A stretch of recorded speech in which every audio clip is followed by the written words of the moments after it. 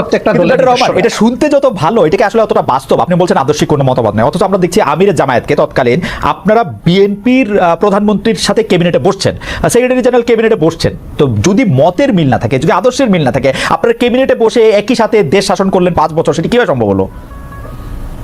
হ্যাঁ, সেটা ছিল রাজনৈতিক অ্যারেঞ্জমেন্ট, এটা আদর্শিক অ্যারেঞ্জমেন্ট না।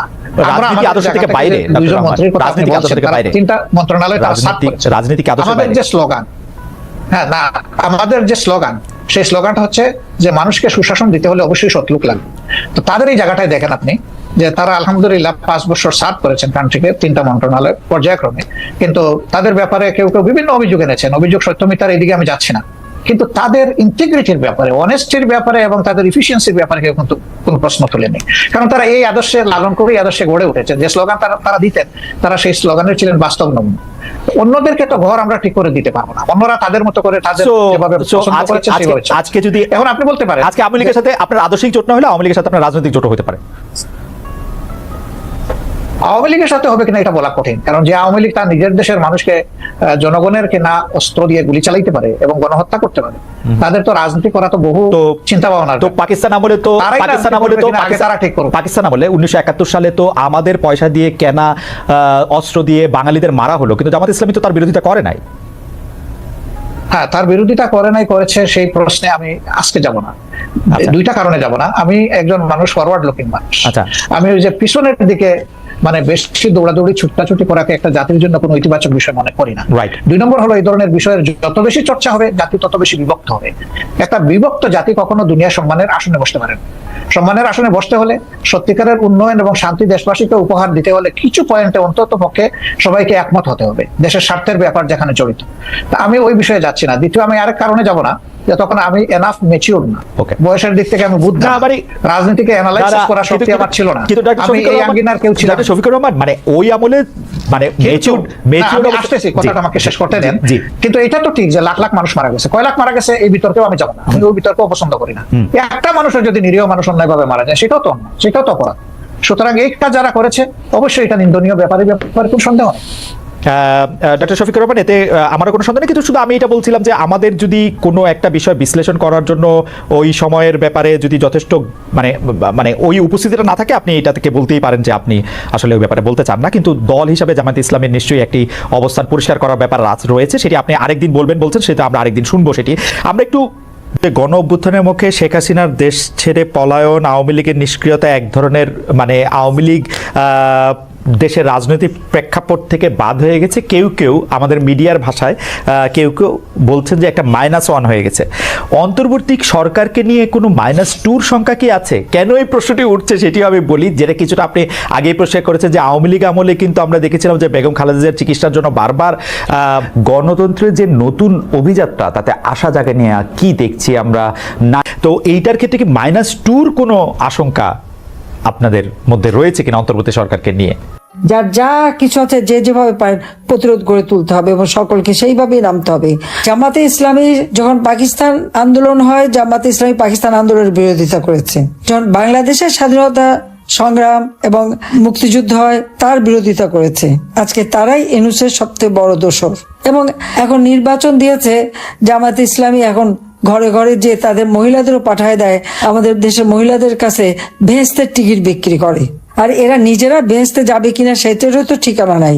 যারা লুটপাট, হাত কাটা, পা কাটা, রক কাটা, চোখ তোলা, নির্যাতন করে, নারীদের ধর্ষণ করে, তারা কি বেহেশতে যাবে? আজ পর্যন্ত কেউ গেছে? যারা এইভাবে জঙ্গি, সন্ত্রাসী, কোন সন্ত্রাসী বেহেশতে গেছে? কেউ বেহেশতে যে কোনো খবর পাঠিয়েছে, মোবাইলে মেসেজ দিয়েছে বা কাউকে জানিয়েছে যে তারা এখন বেহেশতে ফুরফুরে হাওয়া খাচ্ছে?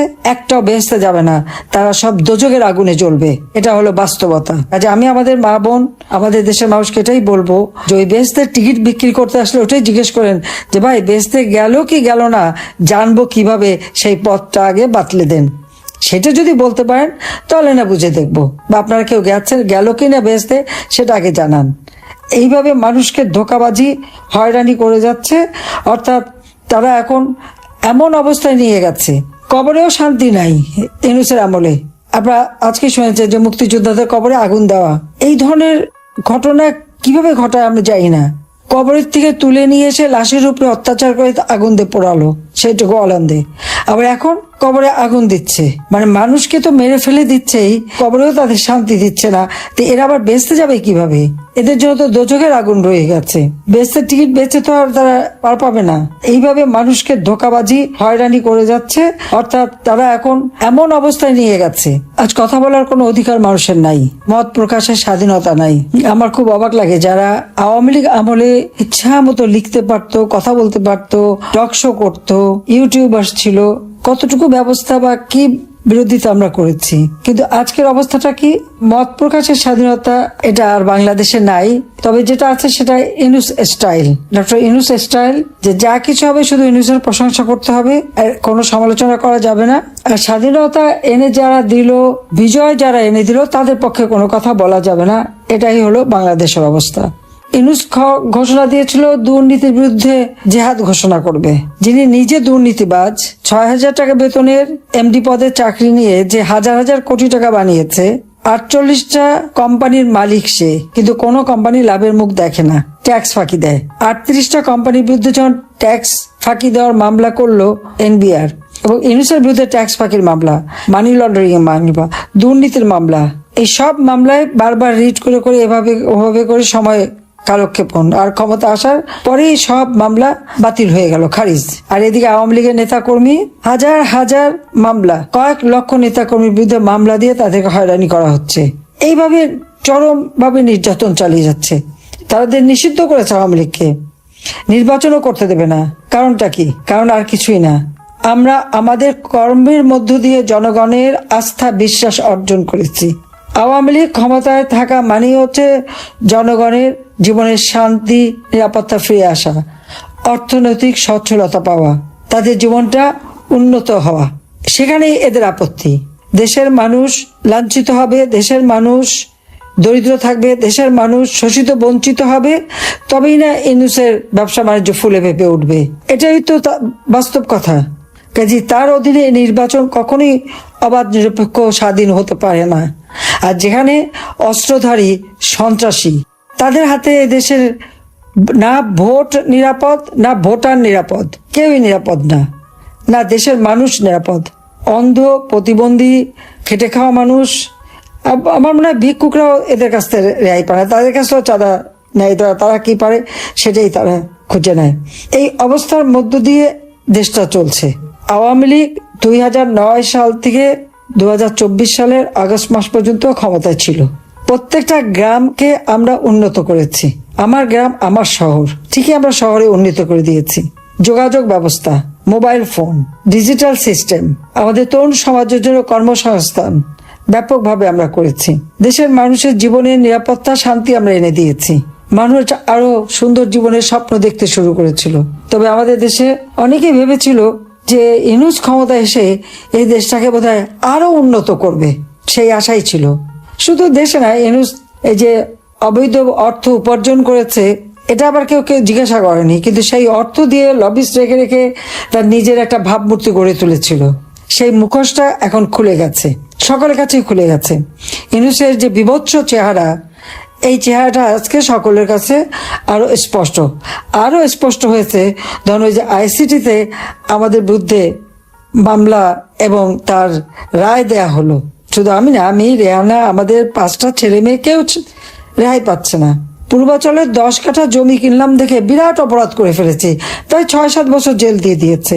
আর প্রশ্ন হচ্ছে, ডক্টর মোহাম্মদ ইউনূসের তো 4080 কাঠা জমি পূর্বাচলে নেয় আছে।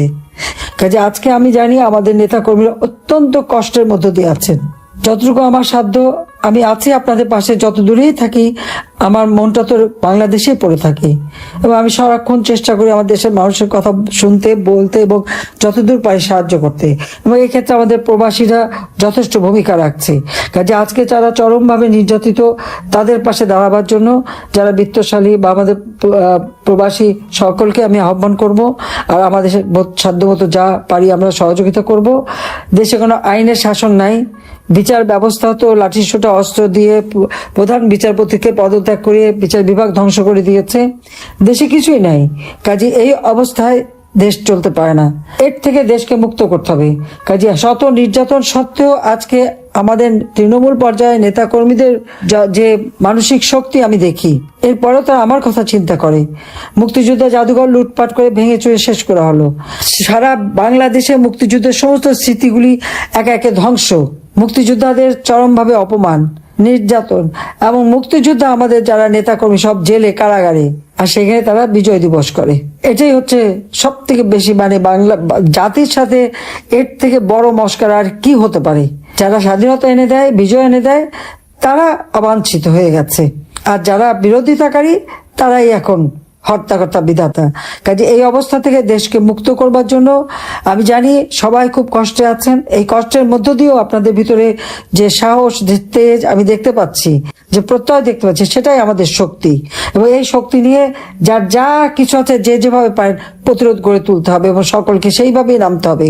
আমি জানি ঐক্যবদ্ধ যদি থাকতে পারেন, আপনি দেখেন একটা জায়গায় যদি সবাই ঐক্যবদ্ধ হয়ে দাঁড়ায় তাহলে কিন্তু ওরা কিছুই করতে পারবে না। কারণ এই সন্ত্রাসী জঙ্গিরা তো সংখ্যায় কম, কাজে এদেরকে আমাদের মোকাবেলা করতে হবে সকলকে ঐক্যবদ্ধ হয়ে। এবং সেই আহ্বানই আমি জানাচ্ছি, ইনশাআল্লাহ জনতার জয় হবে হবে।